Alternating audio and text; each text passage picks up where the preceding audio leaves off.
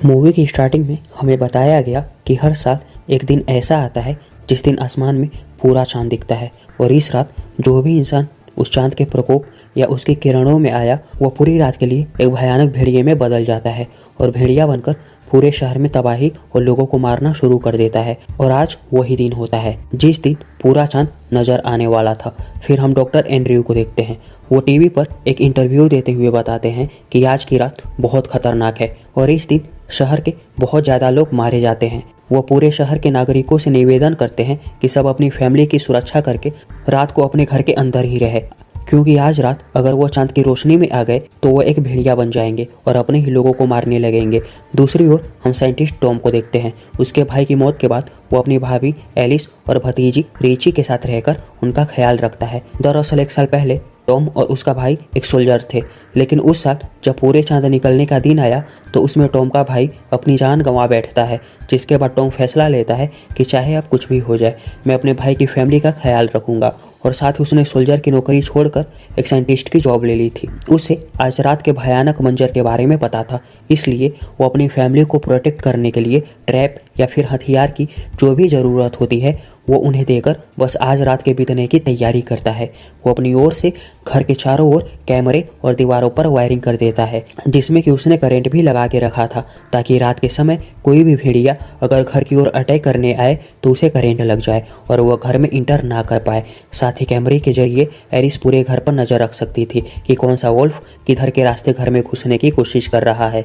Tom का पड़ोसी जिसका नाम जैक है वो शूटिंग की प्रैक्टिस कर रहा था ताकि आज रात के लिए वो भी बिल्कुल तैयार रहे और अपने निशाने से एक एक भेड़ियों को मार गिराए। टॉम उसे रोकते हुए कहता है कि अपनी गोलियां बर्बाद करने की ज़रूरत नहीं है। साथ ही वो ये बताता है कि घर के अंदर एलिस और रिची भी हैं जो गोलियों की आवाज़ से डर सकती हैं, तो तुम अपनी शूटिंग करना बंद कर दो। फिर जब उसने पूरे घर को अच्छी तरह से सेफ कर लिया था तो वो अपनी भाभी एलिस को कहता है कि चाहे आज रात कुछ भी हो जाए किसी के लिए भी दरवाज़ा मत खोलना, क्योंकि आज रात के समय बस चारों तरफ मौत ही घूमेगी और एक गलती की वजह से रिची की जान भी जा सकती है। एलिस भी उसकी बात समझ गई थी और वो उसकी बातों का ख्याल रखती है। फिर टॉम अपनी भतीजी रिची से भी मिलता है और उसे कहता है कि तुम्हें आज रात अपनी मॉम का ध्यान रखना है। पर रिची बहुत डरी हुई थी कि कहीं आज की रात उनकी बस आखिरी रात तो नहीं होगी, क्योंकि आज पूरी रात उसे अपनी मॉम के साथ रहना था और टॉम एक साइंटिस्ट था, इसलिए उसे लैब में जाकर कुछ एक्सपेरिमेंट करने थे। मगर इस समय टॉम उसे समझाता है कि तुम बिल्कुल भी मत घबराओ, मैंने पूरे घर को सुरक्षित कर दिया है और अगर कोई भी प्रॉब्लम आएगी तो मैं खुद तुम्हारी मदद करने जरूर आऊँगा। ये सुनकर रिची का थोड़ा डर कम हो गया था। फिर टॉम घर से निकल जाता है और उसके जाने के बाद एलिस पूरे घर को सील कर देती है। साथ ही वो सारे कैमरों पर नज़र रखना शुरू करती है ताकि वो पहले से ही सब चीज़ के लिए प्रिपेयर रहे। साथ ही उसके पास इमरजेंसी के लिए एक गन भी थी ताकि वो उसका यूज करके भेड़ियों को मार गिराए। उधर पड़ोसी जैक भी एक मास्क पहनकर फुल रेडी हो गया था, जिसके बाद हम शहर की हालत देखते हैं। चारों तरफ बस कोहरा मचा हुआ था। आर्मी और पुलिस वाले सड़कों पर उतरे थे और सारे लोगों को बस यही कह रहे थे कि रात होने से पहले अपने घर के अंदर चले जाएं।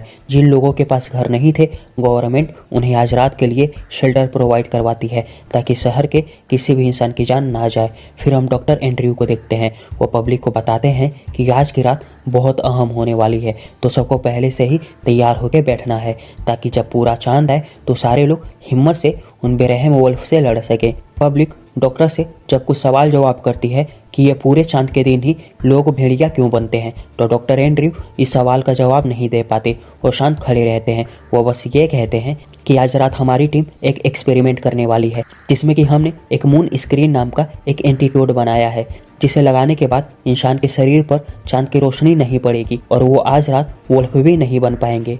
इस एंटीट्यूड को बनाने के लिए बहुत सारे साइंटिस्ट ने अपना योगदान दिया था, उन्हीं में से एक टॉम भी था। लेकिन एक प्रॉब्लम यह थी कि आज से पहले मून स्क्रीन एंटीट्यूड का एक्सपेरिमेंट कभी भी नहीं हुआ है, क्योंकि इसे करने के लिए बस पूरे चांद का होना जरूरी है और आज पहली बार इसका एक्सपेरिमेंट 4 लोगों पर होने वाला था, जिससे कि डॉक्टर्स और साइंटिस्ट की टीम को पता चल सकता था कि यह मून स्क्रीन एंटीट्यूड असल में काम करता है या नहीं। फिर थोड़ी देर बाद जब रात का समय हो गया था तो डॉक्टर्स की टीम उन 4 लोगों पर मून स्क्रीन एंटीट्यूड लगा देते हैं। फिर उन्हें एक पिंजरे जैसे केज में बंद करके वहाँ से दूर चले जाते हैं।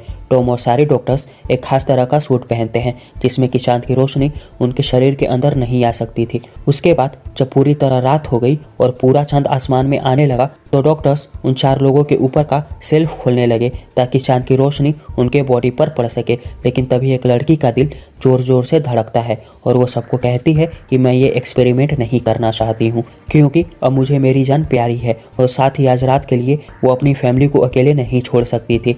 लेकिन तब तक बहुत देर हो चुकी थी, पूरा चांद आ गया था और अब वो लोग अपने कदम पीछे नहीं हटा सकते थे। इसलिए ना चाहकर उन्हें वो एक्सपेरिमेंट पूरी तरह से करना पड़ता है। और जैसे ही चांद की रोशनी उनके शरीर पर पड़ती है तो उन 4 में से किसी को भी कोई असर नहीं होता, क्योंकि उन लोगों ने मून स्क्रीन एंटीडोट लगाया हुआ था। सारे डॉक्टर्स और साइंटिस्ट बहुत खुश होते हैं कि उनका एक्सपेरिमेंट कामयाब हुआ है। इसके बाद उन चारों लोगों का ब्लड टेस्ट होता है ताकि डॉक्टर्स डिटेल में जान पाए कि इस दौरान उनकी बॉडी में क्या हलचल हुए हैं। साथ ही डॉक्टर एंड्रयू अपने एक्सपेरिमेंट से इतने खुश होते हैं कि वो उन चारों लोगों के पास चले जाते हैं। लेकिन उन्हें क्या पता था कि पहला एक्सपेरिमेंट कभी भी सक्सेसफुल नहीं होता। जहां 1 घंटे तक तो उन 4 लोगों में से कोई भी वोल्फ नहीं बनता, लेकिन उसके बाद चारों ही लोगों में अजीब तरह का केमिकल रिएक्शन होने लगा, जिससे कि सभी लोग समझ गए थे कि मून स्क्रीन बस 1 घंटे तक वर्क करता है। और सारे डॉक्टर्स और साइंटिस्ट वहाँ पे कुछ एक्शन ले पाते उससे पहले ही वो चारों लोग खतरनाक भेड़ियों में बदल जाते हैं, जिसके बाद वो केज यानी कि पिंजरे से अपने हाथों को निकालकर तोड़ फोड़ करना शुरू कर देते हैं। उन्होंने पूरे लैब में सारी चीज़ों को तहस नहस कर दिया था। साथ ही वो डॉक्टर एंड्रयू को भी पकड़ लेते हैं और उसके सूट को फाड़कर अपना कहर बरसाना शुरू कर दिया था। डॉक्टर एंड्रयू बिना सूट के सरवाइव नहीं कर पाते और चांद के भी कुछ किरणें उनके शरीर पर पड़ती हैं, जिसके चलते वो भी एक भेड़िए में बदल जाते हैं। अब पूरी लैब बर्बाद हो चुकी थी और सारे भेड़िए एक एक करके सबको मारना चालू कर देते हैं। कोई भी वहाँ से बचकर बाहर नहीं भाग पाता और हर साल की तरह एक और बार आज की पूरी रात उन खतरनाक भेड़ियों की होने वाली थी, जहां वो पूरे शहर में खून खराबा करने वाले थे। टॉम किसी तरह बचाकर बाकी के डॉक्टर्स और साइंटिस्ट को एक रूम में लाता है जहां वो सारे लोग सेफ थे, लेकिन उसे पता था कि वो सब लोग ज़्यादा देर तक यहाँ पे नहीं रुक सकते। और टॉम को एलिस और रिची का भी ध्यान आया कि उन दोनों की भी जान खतरे में हो सकती है। तो दूसरी ओर एलिस भी डर के मारे घर में रिची के साथ छिपी हुई थी और वह बार बार सीसीटीवी में चेक करती रहती है कि कहीं कोई भेड़िया उनके घर के करीब तो नहीं है। तभी उसे कैमरे में एक वुल्फ नजर आया जो कि उसके पड़ोसी लेडी के घर के बाहर खड़ा था और हम उस पड़ोसी को देख पाते हैं। उसकी बेटी अपने घर पर चुपचाप पॉपकॉर्न खा रही थी, तो अचानक उसके पीछे एक वुल्फ नजर आता है और यहाँ पे सीन कट होकर सीधा एलिस के दूसरे पड़ोसी जैक पर शिफ्ट होता है। वो भी अपने घर पर शॉटगन लेकर तैयार बैठा था और उसे एक पेड़ पर भेड़िया नजर आया जो कि पेड़ के ऊपर से अपने शिकार को ढूंढ रहा था। तो जैक अपनी बंदूक से उस भेड़िए पर लगातार गोलियां चलाता है और उसे लगता है कि मैंने उस भेड़िए का खात्मा कर दिया होगा, लेकिन वो गलत था, क्योंकि वो भेड़िया उसके घर के बाहर ही खड़े होकर एक भारी चीज को घर की खिड़की पर फेंकता है, जिससे कि खिड़की पूरी तरह से टूट जाती है और जैक सीधा पीछे जाके गिरता है। खिड़की से अंदर चांद की रोशनी आ रही थी, इसलिए जैक भी खुद को नहीं बचा पाता और वो भी एक भेड़िए में बदल जाता है। उधर लैब के अंदर टॉम 2 साइंटिस्ट के साथ छिपा हुआ था, जिसमें कि एक साइंटिस्ट पहले से ही बहुत जख्मी था और एक भेड़िए ने उसको शरीर को काफ़ी जख्मी कर दिया था, जिसके चलते उसका बहुत सारा खून बह गया था और वो वहाँ अपना दम तोड़ देता है। फिर टॉम के साथ लोब नाम की एक साइंटिस्ट बचती है और वह भी अपने सामने उस साइंटिस्ट की मौत देखकर बहुत डरी हुई थी। तो टॉम कहता है कि हमें मिलकर उन भेड़ियों का सामना करना पड़ेगा, क्योंकि अगर हम ऐसे ही हाथ पे हाथ रख के बैठे रहेंगे तो कोई भी हमें बचाने नहीं आएगा। इसलिए वो कहता है कि हम किसी तरह लैब से बाहर जाएंगे और खुद की जान बचाने की कोशिश करेंगे। लोग भी उसकी बात से सहमत होती है और वो दोनों भी अपने शरीर पर मून स्क्रीन लगाकर 1 घंटे का टाइमर सेट करते हैं ताकि उन्हें पता चल सके कि पहले डोज का असर कब खत्म होगा। उसके बाद ही वो दूसरा डोज कंज्यूम करेंगे। वो दोनों अपने आप को हथियारों से लेस करके वो सारे जरूरी सामान को अपने पास रख लेते हैं जिनकी उनको आगे ज़रूरत पड़ सकती थी। फिर वो दोनों अपने डर को दूर करके लैब से बाहर निकल आते हैं, जहाँ जो भी भेड़िया उन दोनों के सामने आ रहा था वो दोनों उसे शूट करके मार देते हैं। फिर वो गाड़ी में बैठकर वहाँ से भागने लगे और टॉम एलिस को कॉल लगाकर वहाँ के हालात के बारे में पूछता है कि घर के बाहर कोई खतरा है या नहीं। तो एलिस उसे सारी बातें बताती है कि भेड़ियों ने हर जगह आतंक मचा के रखा है, उन्होंने सभी पड़ोसियों को मार दिया है और शायद अब वो लोग हमारे घर की ओर भी बढ़ रहे हैं। तभी एलिस कैमरे की ओर देखती है जहाँ उसके पड़ोसी जो कि भेड़ियों के हमले से बच गई थी वो दरवाजे पे खड़े होकर मदद मांग रही थी। एलिस उसकी मदद करना चाहती थी, लेकिन उसके कुछ करने से पहले ही पड़ोसी जैक, जो कि अब एक भेड़िया बन गया था, वो उसको मार देता है। और ये देखकर एलिस बहुत डर जाती है। वो जैक को अपने गेट से भगाने के लिए उसके ऊपर एक केमिकल स्प्रे का बटन दबाती है, जो कि टॉम ने एक ट्रैप की तरह घर में लगाया हुआ था। बटन दबाते ही घर की दीवारों में जो वायर्स लगी हुई थी उससे एक जहरीले केमिकल का छिड़काव होता है, जिससे कि जैक वहां से भाग जाता है। उधर टॉम और लोग भी गाड़ी से आगे बढ़ रहे थे, लेकिन तभी वो लोग एक ट्रक से टकराते हैं, जिससे कि उनकी गाड़ी वहां पे खराब हो जाती है और ना चाहकर उन दोनों को गाड़ी छोड़कर पैदल ही टॉम के घर की ओर जाना पड़ता है। वो छुप छुप कर आगे बढ़ते हैं, पर पूरे ही शहर में भेड़ियों का खतरा था और अचानक एक भेड़िया उनके सामने ही खड़े होकर सारी गाड़ियों को तोड़कर फेंक रहा था। टॉम समझ गया था कि अगर वो किसी जगह नहीं छुपे तो उनके लिए मुसीबत हो सकती है, इसलिए उसकी नज़र एक शॉप के शटर पर पड़ी, जो कि खुला था। और टॉम लोग को अपने साथ ले जाकर उस शॉप के अंदर चले जाता है और अंदर से वो दोनों उस शटर को बंद कर देते हैं। पर भेड़िए ने उन दोनों को देख लिया था, इसलिए वो भी उनके पीछे उस शॉप के शटर को तोड़ने की कोशिश करता है। पर तब तक टॉम और लोग उस शॉप के जरिए एक ऐसी जगह पर आए जहां पर बहुत सारे लोगों का ग्रुप छुपा हुआ था। वो लोग भेड़ियों के डर से अपने परिवारों को बचाकर इस जगह सुरक्षित बैठे थे और टॉम और लोग को देखकर सारे लोग उसे अपना दुश्मन समझते हैं। मगर टॉम उन्हें समझाता है कि लोग और मैं तुम्हारे दुश्मन नहीं हैं, बल्कि हम खुद भी तुम्हारी तरह उन भेड़ियों के चंगुल से बचकर भागे हैं। टॉम उनसे बस यही कहता है कि हम दोनों को बस बाहर जाने का रास्ता दिखा दो, जिसके बाद वो सारे लोग भी टॉम को बाहर जाने का रास्ता बताते हैं, जिसके चलते वो दोनों सीधा वहां से बचकर एक जगह पहुंचते हैं जहां एक भेड़िया उनके ऊपर अटैक करता है।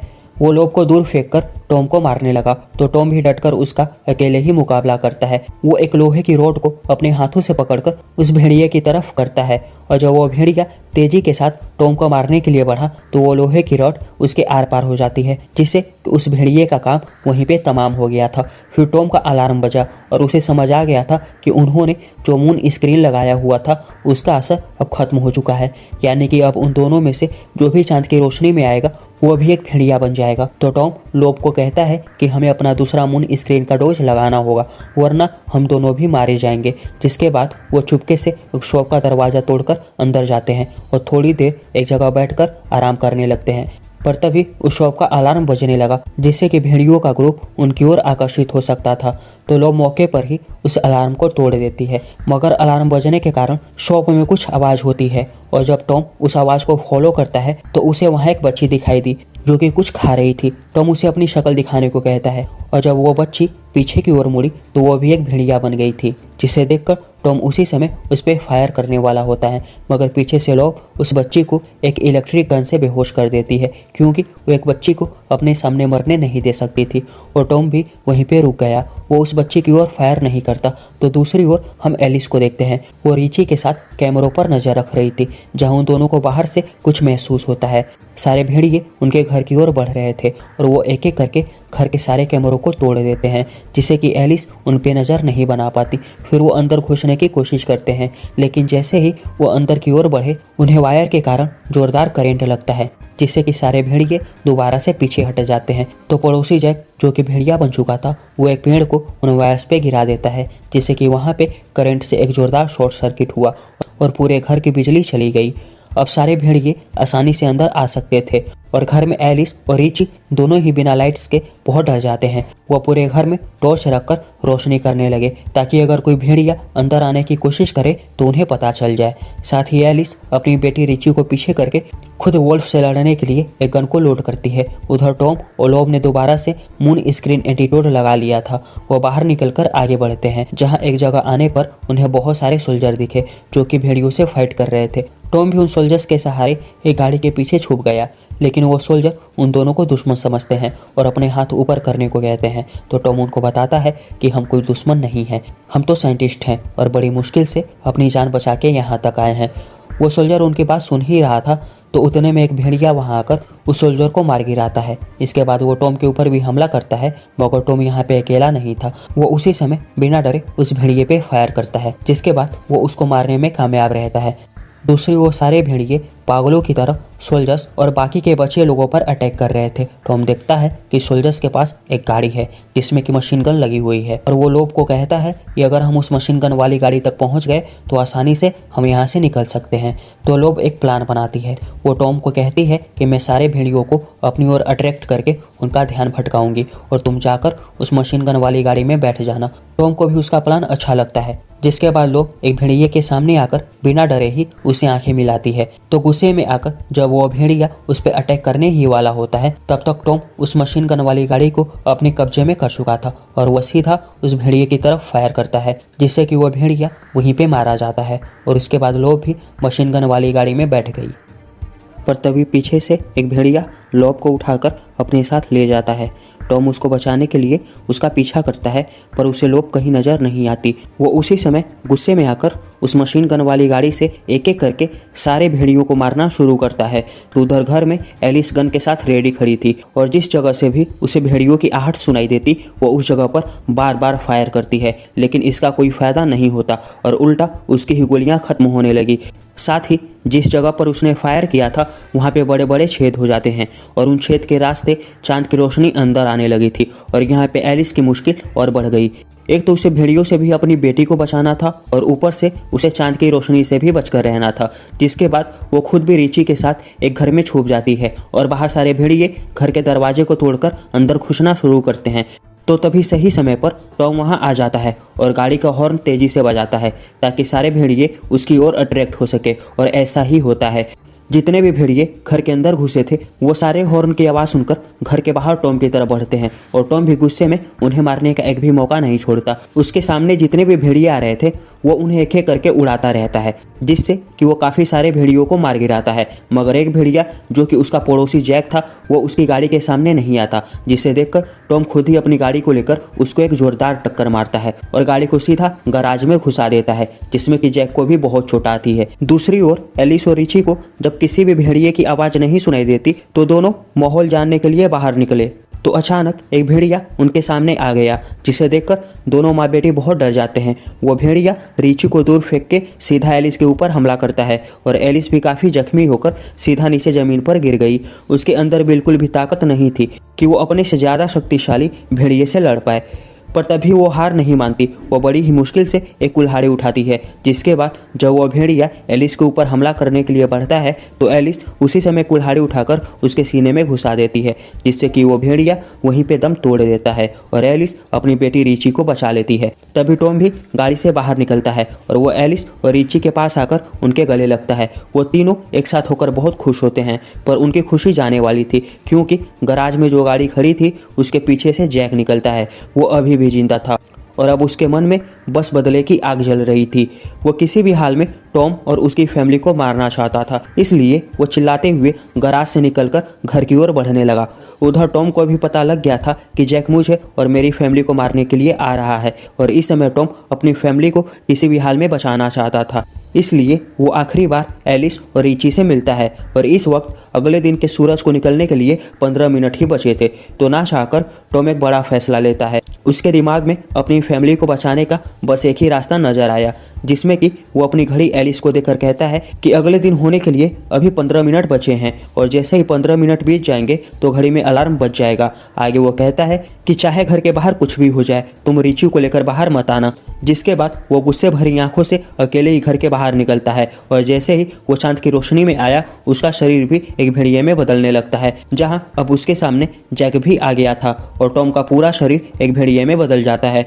दोनों एक दूसरे की आंखों में बदले की आग देखते हैं और अपनी पूरी ताकत के साथ एक दूसरे की ओर हमला करते हैं, जहां उन दोनों के बीच एक बहुत ही खतरनाक फाइट होती है जिसमें कि दोनों एक दूसरे को बहुत बुरी तरह मारते हैं। यहाँ पर कोई भी हार नहीं मानता और बार बार अपने पंच और अटैक से हमला करते रहते हैं। बहुत देर बाद एक समय ऐसा आया जब जैक कमजोर पड़ने लगा था और इसी मौके का फायदा उठाकर टॉम उसके सर के बाल तेजी से खींचता है, जिसकी वजह से जैक की गर्दन उसके शरीर से अलग हो गई और उसकी वहीं पे मौत हो जाती है। फिर यह पूरी लड़ाई खत्म हो चुकी थी, मगर अब टॉम पहले की तरह इंसान नहीं रहा था। उसके अंदर कोई फीलिंग और यादें नहीं थी, इसलिए वो भी बस खून का प्यासा था। वो खुद ही घर के अंदर जाकर अपनी फैमिली को मारने के लिए बढ़ता है क्योंकि उसे कुछ याद नहीं रहता कि वो अपनी फैमिली को प्रोटेक्ट करने के लिए एक भेड़िया बना था। तो उधर घर के अंदर एलिस भी समझ गई थी कि टॉम हमें मारने आ रहा है, इसलिए वो सबसे सबसे पहले रिची को एक लॉकर में छुपा देती है ताकि उसकी जान बच सके और खुद वो अकेले ही बिना हथियार के टॉम से फाइट करने के लिए तैयार थी। तभी उसकी नज़र जमीन पर पड़ी एक बुलेट पे गई, जिसे देखकर उसके अंदर लड़ने की ताकत आई और वो फिर से गन उठाकर उस बुलेट को मैगजीन में डाल देती है। जिसके बाद वो एक बुलेट के सहारे पूरी रेडी थी और थोड़ी देर बाद टॉम भी घर की दीवार तोड़ते हुए अंदर घुसता है। वो यहाँ बस एलिस और रिची को मारने आया था, पर एलिस जो कि एक गन के साथ खड़ी थी, वो किसी भी हाल में टॉम के ऊपर गोली नहीं चलाना चाहती थी। वो वहाँ पे रोने लगती है और अपने पति जो कि टॉम का भाई था उसकी तस्वीर टॉम को दिखाकर कहती है कि हम एक फैमिली हैं, मगर टॉम उसकी बात नहीं समझ पाता और उसके अंदर अभी भेड़िए का खून दौड़ रहा था, इसलिए वो एलिस को धक्का दे देता है और एलिस सीधा जाकर पीछे गिरती है। अब उसके पास फायर करने के अलावा और कोई चारा नहीं था, इसलिए जैसे ही वो गन उठाकर फायर करने के लिए बढ़ी तो अचानक उसने जो टॉम की घड़ी पहनी थी उसमें एक अलार्म बजता है, जिससे कि एलिस समझ गई थी कि अब सुबह हो चुकी है और सूरज की रोशनी पूरे शहर में फैल गई होगी, इसलिए वो टॉम को शूट नहीं करती और आखिरी बुलेट सीधा विंडो की तरफ चलाती है, जिसके कारण विंडो से सूरज की रोशनी अंदर आने लगी और टॉम जो कि भेड़िया बन चुका था उसके शरीर पर जैसे ही सूरज की रोशनी पड़ती है वो वापस से एक नॉर्मल इंसान बन जाता है, जिसे देखकर एलिस बहुत खुश होती है। साथ ही रिची लॉकर से निकलकर बाहर आई, जहाँ वो तीनों अब सुरक्षित थे और यहीं पे ये कहानी खत्म होती है। तो दोस्तों, अगर आपको हमारी ये वीडियो अच्छी लगी हो तो हमारे इस चैनल को लाइक और सब्सक्राइब जरूर करें, क्योंकि हमें आपकी सपोर्ट की बहुत ज़्यादा ज़रूरत है। तो मिलते हैं हम आपसे अपनी नेक्स्ट वीडियो में, तब तक के लिए टाटा और बाय बाय।